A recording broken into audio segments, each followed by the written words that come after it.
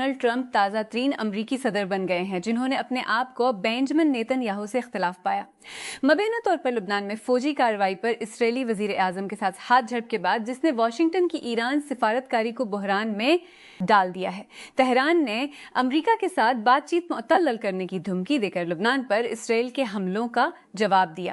ایران کے ساتھ غیر مقبول جنگ سے خود کو نکالنے کی ٹرمپ کی کوششوں کو ایک ممکنہ دھچکا۔ فائیو آئیز اتحاد کی سیکورٹی ایجنسیوں نے، جس میں امریکہ اور برطانیہ شامل ہیں، بدھ کے روز چینی جاسوسوں کے بارے میں ایک انتباہ جاری کیا۔ Online job platforms کا استعمال کر رہے ہیں۔ ہمارے رازوں کی حفاظت کے بلیٹن میں کہا گیا ہے کہ چین کی ملٹری انٹیلیجنس سروسز حکومت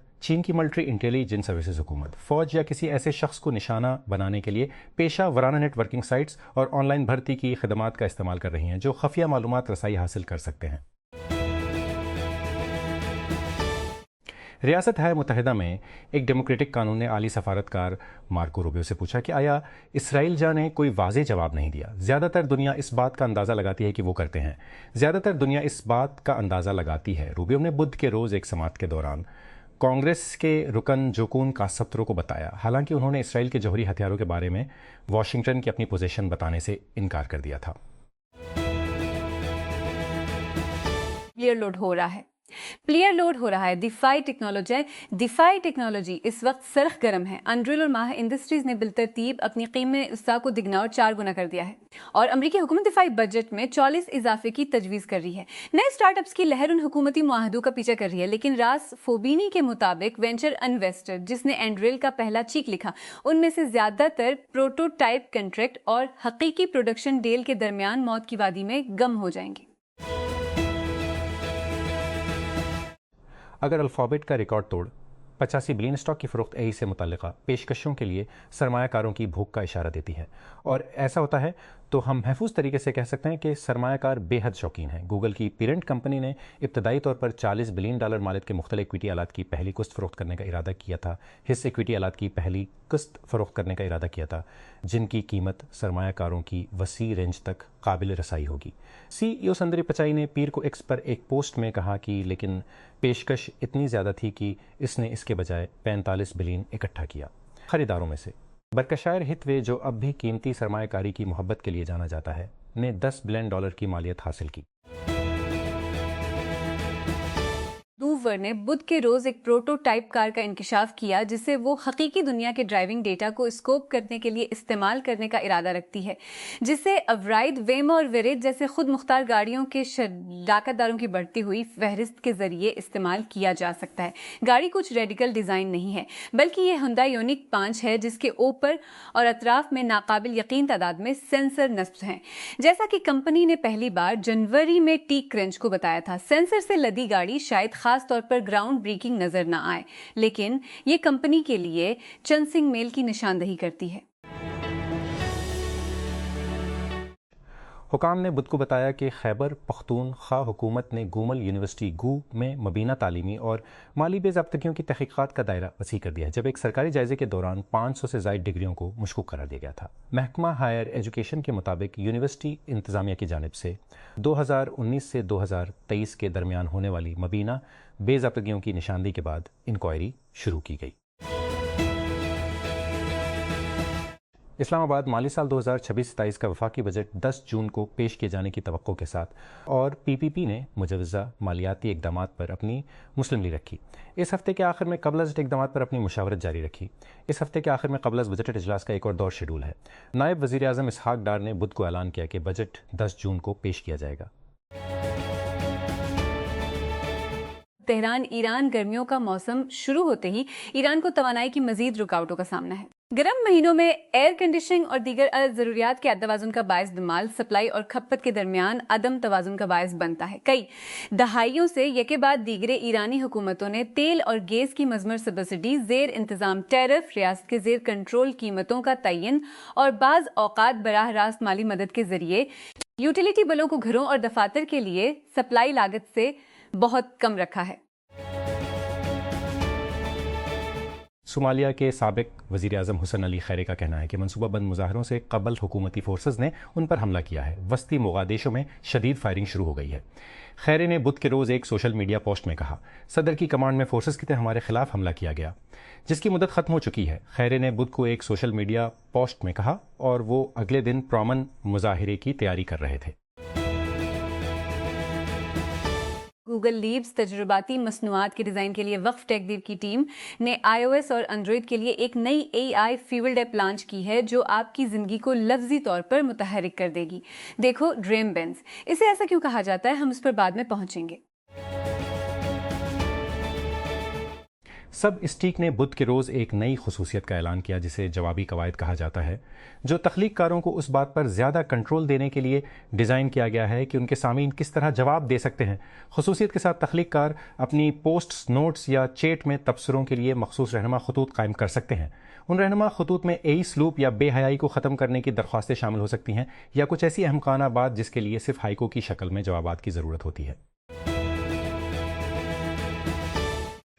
پاکستان کسٹمز نے کلیکٹریٹ آف کسٹمز اپریزمنٹ ویسٹ کراچی میں مم سگریٹ ٹرپنگ پیپر درآمد کرنے کی کوشش کو ناکام بنا دیا ہے، جسے مبینہ طور پر ریلوں میں پوسٹر پیپر کے طور پر غلط قرار دیا گیا تھا۔ کسٹم کو پوسٹر پیپر قرار دیتے ہوئے دستاویزات جمع کرائیں، تاہم جانچ پڑتال کے دوران حکام کو شک ہوا اور انہوں نے کھیپ کی تفصیلی جانچ شروع کی۔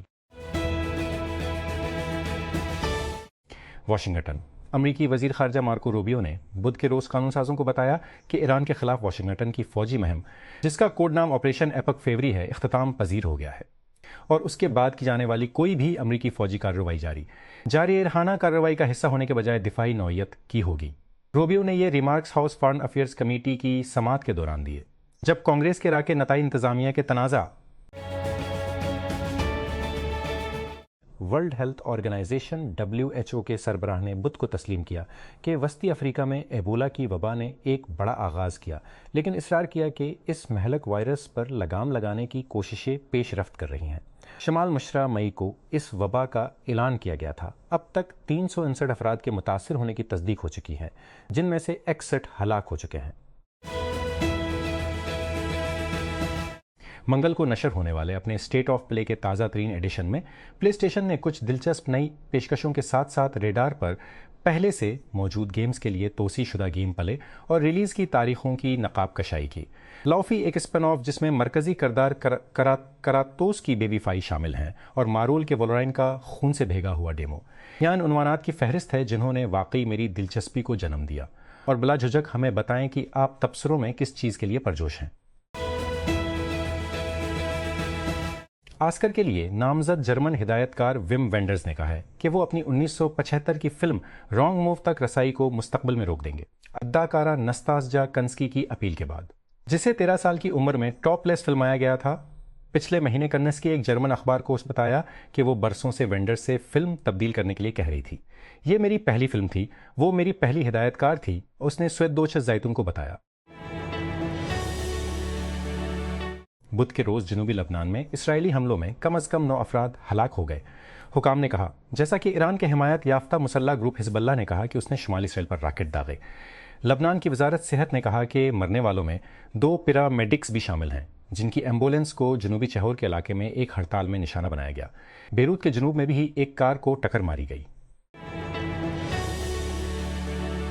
گزشتہ ورلڈ کپ میں شرکت، ایک بہترین کارکردگی، گروپ مرحلے 2022 پہلی پیشی 2022 قطر، سب سے زیادہ گول اسکورر محمد منتظری، ایک سب سے زیادہ نمائشیں عبدالکریم حسن، بوالیم خوخی، اکرم عفیف، 3 ہر ایک دیکھنے کے لیے کھلاڑی۔